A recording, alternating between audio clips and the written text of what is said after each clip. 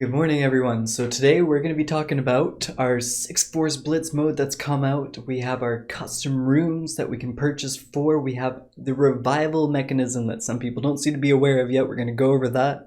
And we're going to talk about the corps, the clan system, the guilds, getting your groups together and going out and getting that victory. Anyways, let's go and talk about the Six Force Blitz. And I wanted to make it, I guess. How do I live with the criticisms? People are giving opinion, they put it upon a pedestal. A pendant for your thoughts, but I never asked for change. My work ethic's ridiculous, and yours is not the same. So, the Six Force Blitz, you're going to be able to simply find by heading right on over to the start menu. You're going to notice right at the Battle Royale where you can swap over to either duos, squads, and everything. That if you head on over there, you have the option to go and join up for the Six Force Blitz. Now, what you're going to be able to do with that is, once you've signed up for it, as you can see, there is a timer for it, unfortunately, so you will have to wait for that timer. It does come out about every 12 to 15 hours, give or take, and once it's up for quite a while. But being said, so once you do that, you're going to sign up. It's going to put you right into a group, bunch of people there. It's a squad, it is 4 versus 4s, and what's going to happen is there's 6 teams in the match, and it's going to last for around 7 minutes, give or take. During this time, you're going to be able to revive teammates normally. However, if there is the situation where you can't get your teammate back up and the enemy does finish them off, they're given a respawn timer. That respawn timer will increase every time that you do end up dying. However, if there's at least one teammate alive when you have passed out, you will be able to come back into the combat, as they have added a secondary resurrection mechanic to this match.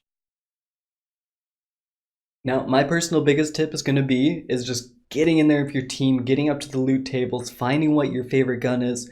Make sure you're sharing that loot with your teammates, because I mean, if you're the only one getting the ammo, they can't help make a cover shot in the case someone does rush your table early in the game. That is a possibility, just to keep in mind. So from there, you're going to want to go find a little bit of loot. However, if you're in a low ground position, I recommend getting those guns and getting to high ground ASAP, because high ground in this game can normally just be the victory right then and there, especially if you're powerful with the flamingo. Now, something else I want to talk about today is the fact that we can go to custom rooms over here. So it just says rooms over here. Once you've entered rooms, you'll notice for the most part this is a pretty blank area. Not many people seem to know about it yet. So what you can also do is you can also join people's groups. You can join people's groups here. You can either go to the search button. People will have themselves a code that you can use to join. It's usually around 12 digits, give or take. You'll be able to see them if you actually join the community Discord. There is an ability to see when people are posting things in your region. So if you are looking to join customs, one of your best ways in finding yourself a group. Now, another option you have as well is you can also create your own room. Now, this is a pretty amazing part. This is where you can actually title the room as you want. Actually, once you've entered the room itself, though, you'll see where the ID code is for entering it. What you can do from there is you can actually change it so that everyone in the match is able to turn their abilities on to max level. So if you have any new friends coming into the game, they want to be able to use the jetpack, you can actually do that in the custom rooms. You can also choose if there's any bots in the match. However, I find if you are looking for people and you've used the Discord channel, you can usually get yourself a pretty big lobby, and there will be no need for bots. When it comes to the cost of these, they're pretty simple. You can either just use, in my case, I actually have an open room I can use pretty shortly here. It's a free card. You get it through the season pass. You can actually get it through the legendary supplies that you do daily. When you're handing it for rewards, it's not always experience and gold. You actually can get some good stuff out of there, one of them being the custom rooms. Other than that, though, you can also purchase it for 30 credits just for about an hour. And they do also have an option. I'm going to back out a bit here. We got another one. This actually lets you do it for, say, if you're a streamer, you want to do it for the whole stream, the entire day. Get yourself a nice little 6-hour one for 50, which really ain't that bad when you think about it. I do hope in the future that they implement something that maybe lets us purchase a week to a month at a time so that we can have more freedom as to when we choose to make customs. But I think that the way that the system works right now, it's still pretty darn good. Something a lot of people don't seem to be aware about as well is that there is a revival mechanism in this game. Once you've died in game, if you've died, don't worry about it. Your teammate can still get you back. You have a large amount of time where your teammates can run to your body, pick up a card from your body, and bring it to a revival machine.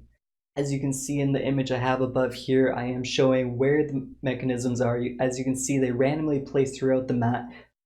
This does change as well. Every single game there are different spots for it to spawn in. Something to keep in mind too, when the storm is coming in, it will remove the actual mechanism from being active.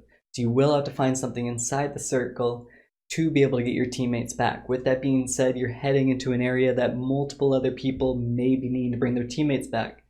Those people are more than likely just as geared as you are if they also picked up the loot.